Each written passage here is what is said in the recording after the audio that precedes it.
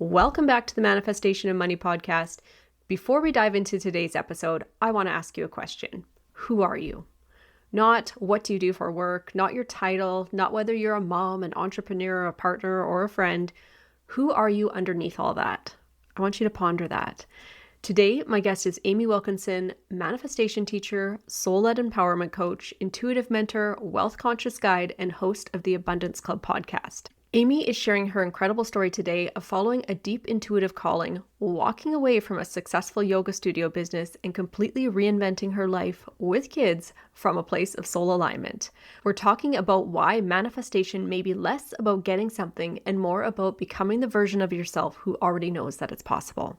So if you've ever felt those little nudges, like there's something more calling you forward, I know you're going to love this conversation. Welcome to the Manifestation and Money podcast, the show where we tackle the taboo topics of money and manifestation. I'm your host, Jenny Schultz, former 9-to-5 grinder who ditched the status quo and went all in on creating a life I love. Yes, I use manifestation. Yes, I took action. And yes, I created a 7-figure net worth before turning 40. Every week, I'll bring you inspiring stories with money mavens and manifestation masters. From learning how to make more, save more, and grow your wealth to unlocking the power of manifesting your dream life.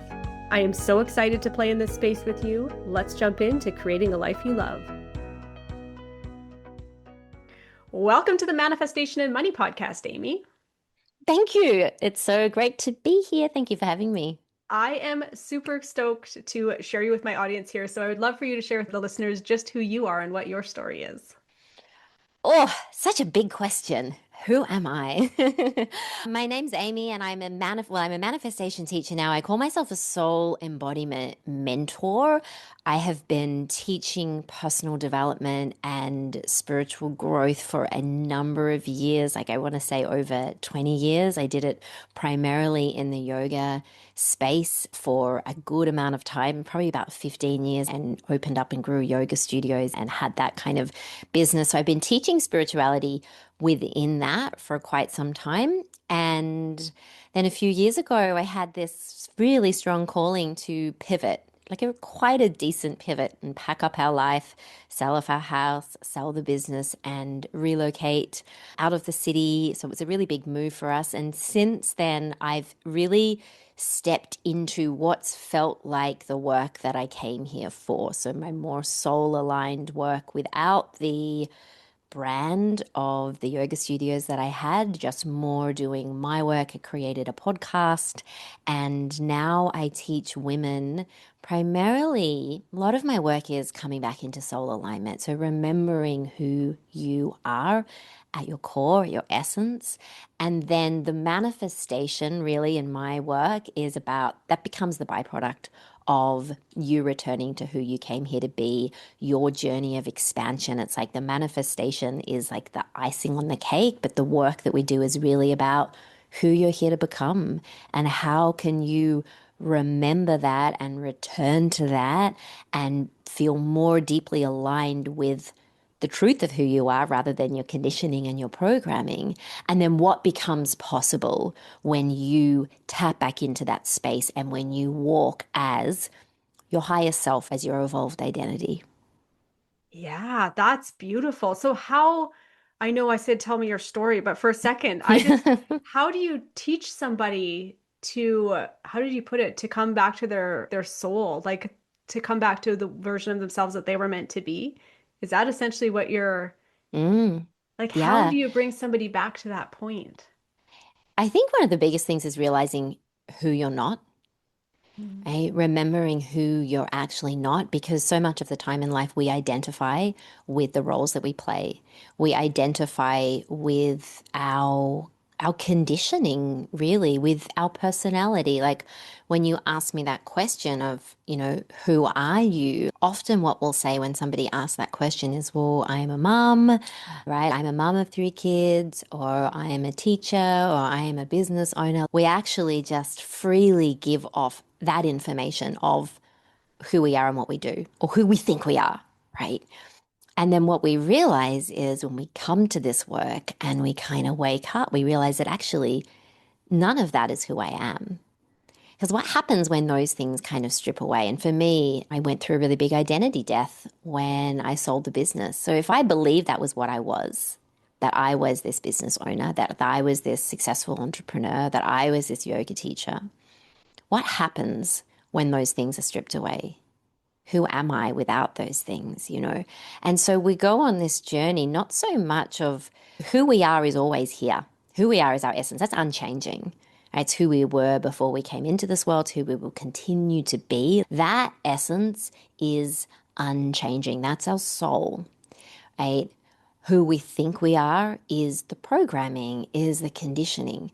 So a big part of this work is it's not even work that you need to do. It's how do we untether from all of the illusions that we've been buying into through our conditioning that tells us that this is what we are and who we are, in order to become and align with who we actually came here to be and our divine soul mission assignment, because that's already here. We don't really have to look for that. We just need to peel back the layers of illusion that's been cloaking that, really. Yeah, the illusion. That word is so like masking and freeing at the same time, depending on what side of it you're on, right? If you can realize that so many Yeah. things in your life are an illusion, and then you're able to shape that illusion to whatever you want it to be. But then, so you're saying just to go beyond the illusion, you are going back behind the illusion to who you truly are in your essence. So you're saying if you can get aligned with your soul's mission, then your manifestations and stuff like that, you said were all the icing on the cake, right? Yeah. So Yeah. what do you think it takes for somebody to bring themselves back to that space? Because yeah, we label ourselves. We're carrying around so many labels, aren't we? Mm. I think that curiosity to begin with, right? Just starting to ask questions to the thoughts that we hear in our mind, because they're often dictating our reality, right? That life is hard, that I've got to do this, that starting to actually ask the questions of like, is that true? Does that feel like truth? So ultimately, we're coming back to like, where is my truth? What feels like truth for me? Because soul is truth, right? Ego and mind is the illusion and the lies. Our mind tells us lies every day, lots of them. And we just believe that as truth. And then we continue to create from that place. And most of us, when we talk about manifestation, we're all manifesting all the time, like continuously. But we get to choose whether to do that unconsciously. And most of us, when we're doing it unconsciously, are doing it from the ego, which means that we're doing it from conditioning, we're doing it from lack, we're doing it from scarcity, right? Or when we wake up and remember who we are, we can start to do it in a more collaborative, co creative way. And what I call it is we manifest from soul, then. We manifest from soul alignment, who we came here to be, what we came here to do. And when we talk about soul mission, I'm not saying that we all have this really big mission. And straight away, when we hear that, we think, like, is this my job? Is this what I've got to do? No, I believe your soul mission is who you came here to be, and that we actually create in life through our beingness, through who we came here to be. And that is what's felt. You know, like we feel a person's energy rather than their words. We feel them, we know. We are so tapped in, even in our humanness, like we're a soul before we're a human. So we are so innately tapped into what feels right and feels like truth when we allow ourselves to move out of the mind and the conditioning into our embodiment, into soul alignment. So yeah, it's a big piece of the work that I do. And I believe then that manifestation becomes so much more effortless when we're coming from that soul aligned place. So if somebody's listening and going, how do I know if I'm coming from a place of being? How do I know if it's my ego showing up or if I'm actually being myself connected to that, especially that soul piece now? Well, if we look at your desires, so if you look at manifestation, desires, and wants, I start to ask the question, why do you want it? Why do you want what you want? Because sometimes we think we want things because that's what our conditioning's told us. Like I want this big house because that's what all my friends have got. or I want to, work in this job and earn this certain amount of money because that's what's expected that I will do. So we need to kind of look under the hood a little bit more to why is it that you want what you want? When we're coming from our ego conditioning, we often want things because we believe that there's a feeling state that our happiness is tied to that particular thing. When I go on that holiday, I will feel relaxed. When I hit the certain number of income in my business, I'm going to feel a level of security. When I have, all of this, we're delaying the being when we have something rather than realizing that actually, as a soul, you are inherently whole. There is nothing that's missing. You can't manifest from lack when you're aligned with your soul because there's nothing that's missing. You are whole, complete, you are worthy just as you are, no matter what you do. That's your essence. So when we start to manifest from that place, we're manifesting from our magnetism. We're not manifesting from a place of lack. Like, I need this money because I don't feel enough. I need to be in this relationship because I want to feel loved. I need this job position because I want to feel worthy. So we tie a lot of those feeling states into a certain outcome that we want to experience or a certain thing that we want to have, rather than realizing that we actually create the signal from who we're being. So if we can start to tap into those states that are alive within us already, you're already whole, you're already worthy, you've already got unlimited joy. Abundance is an inside job, it's not out there. So how do we come back into remembering that? We have to remember who we are. And when we remember who we are, we know who we're not. So I know that's kind of looping back into that same conversation. And maybe what the deeper question that you're asking is like, how do we start to establish that relationship? There's curiosity, there's asking to connect with having that intention. Like I always say, have that intention first thing in the morning, even before you open your eyes, before the world tells you who you need to be, before you start being run by your conditioning from the day before. Because we just keep creating from our habits and our conditioning, which is why people stay in the same situations. And you start asking, like, how do I actually want to feel today?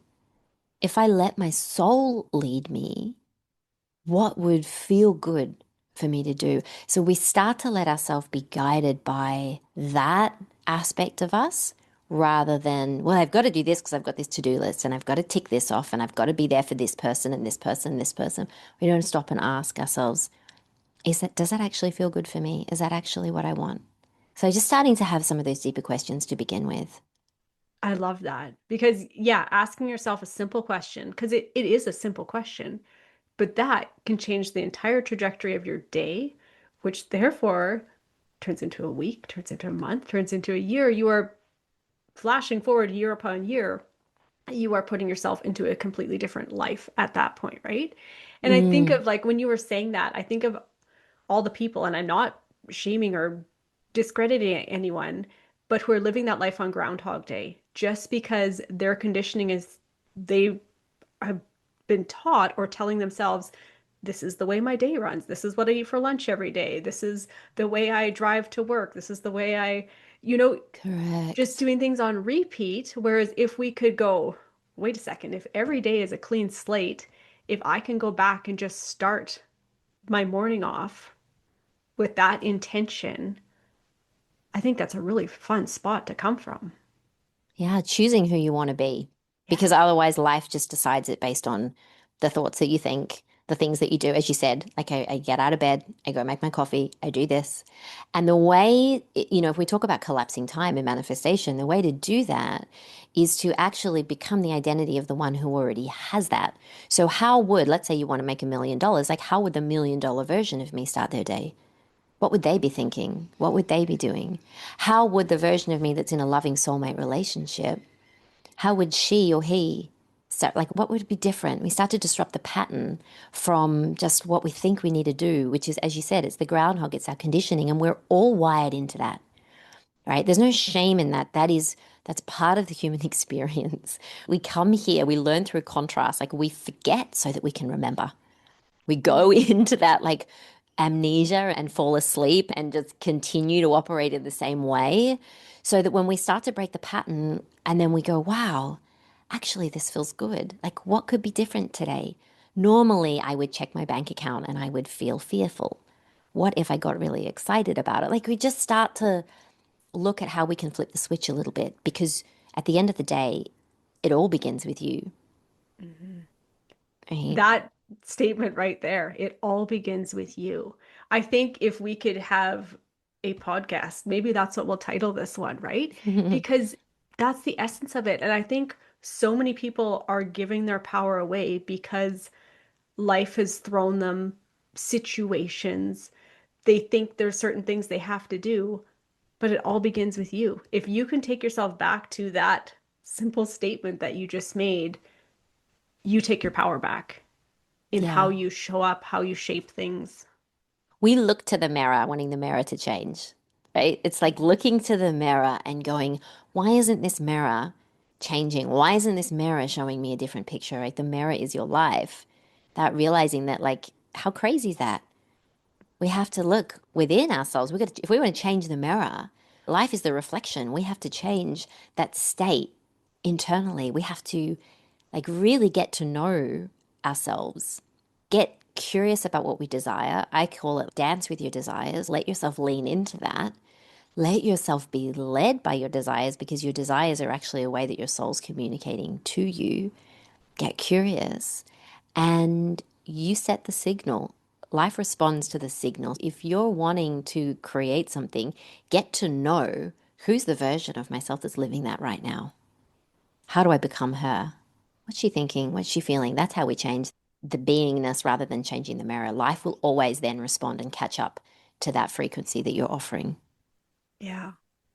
Yeah. Such powerful messages. You can tell Amy's got, what is your podcast called? The Abundance The Club Abundance podcast? Club. Yeah, yeah. Yeah. And you just radiate these little messages. So I'm so excited to have you on here with us today. Thank And you. I love a good pivot story. So I know I pivoted right away off of your story about you, but I just want to go back for my own personal inquiry of your story of how you did that pivot of selling your yoga studio to what you do now. How did that feel for you? I'm sure there was a personal transformation in there for you going through that process. It was huge. A lot of my identity was wrapped up into that. Because I'd done it for 15 years. It was successful. Like on paper, there was nothing that was wrong about that business, that life. And I think this is a really important piece in the story because often people will think that, or they'll feel like, I'm feeling like there's something else here. I'm feeling like there's the call for more. And that's exactly what I started to feel. Doesn't necessarily mean that there was something going wrong in your life. Doesn't necessarily mean often things can be good, can be great, and there can still be this seed, this desire within you for something more. I see it as the way that your future self is calling you forward, right? So it's kind of like, Jen, if you were to say to the version of you that was in your early 30s or whenever it was that you left that career, if you could go back and just pop in some little like, hey, do this, notice, I'm going to just plant this little feeling here. And the feeling might be unrest. The feeling might be boredom. The feeling might be there's got to be something more.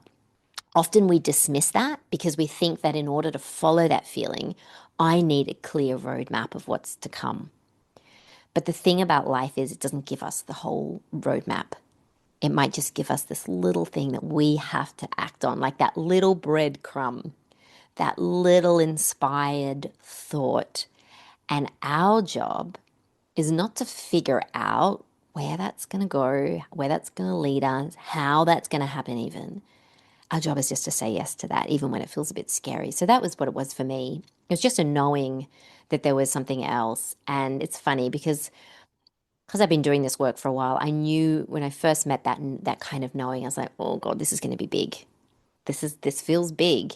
And there was a part of me that was in real resistance because my identity was so built up into that business, into the success. We had a beautiful home, kids were all happy with their friends. Like I knew that this was going to be a really big pivot. However, I've learned that I need to follow that even when there's resistance, even when there's fear, even when I have my teenage daughter saying to me, and I think she was maybe 13 at the time, "You're ruining my life. Like, I don't want to move. I'm happy here." Because the first piece of the puzzle was moving, selling up our home in Brisbane and moving to a coastal town a couple of hours up the coast, just a small coastal town, which is where we live now.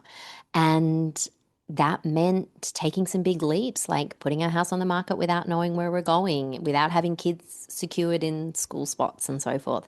And I manifested a beautiful home by the beach overlooking the ocean. There's actually a podcast episode that I did. I think it's like episode 2 of my podcast if you want to listen to how I manifested that home. And then from there, the next guidance was like, sell the business.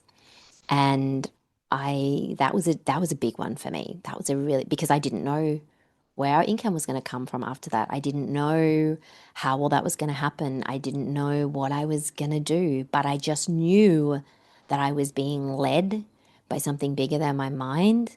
And I learned to really trust in that.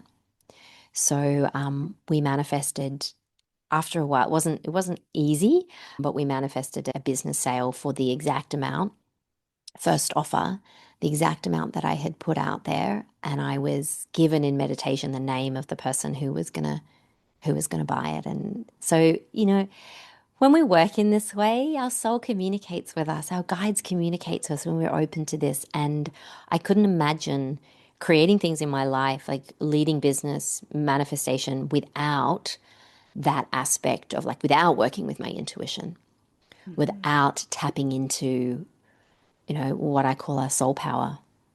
The soul power. That's just, it sounds empowering. When you put it in that way, it sounds so much bigger than us.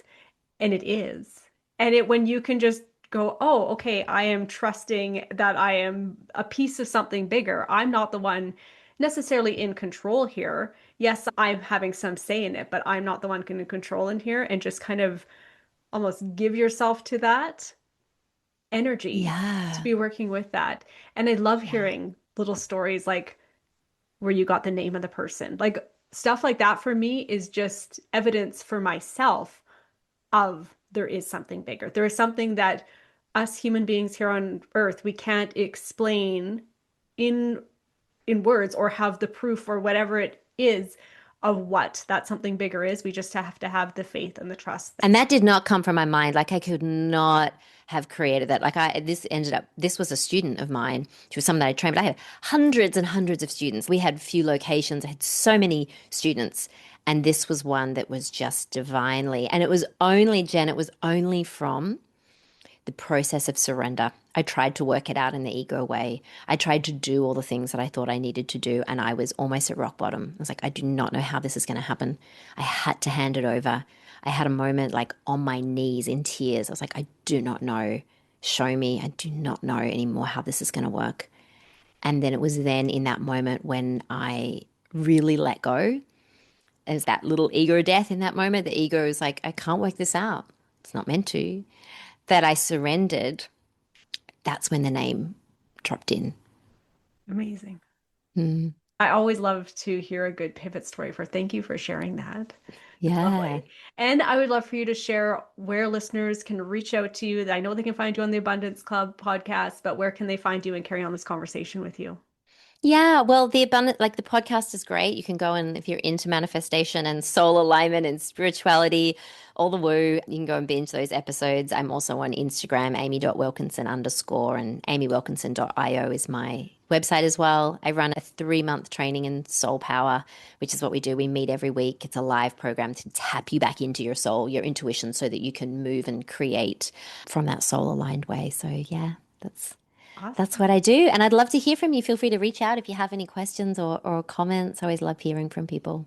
I will Thank you so link that much, all in Jen. the show notes for people to contact with you. And yeah, thank you so much for joining me and having this conversation. And Amy and I have been having a little bit of fun here.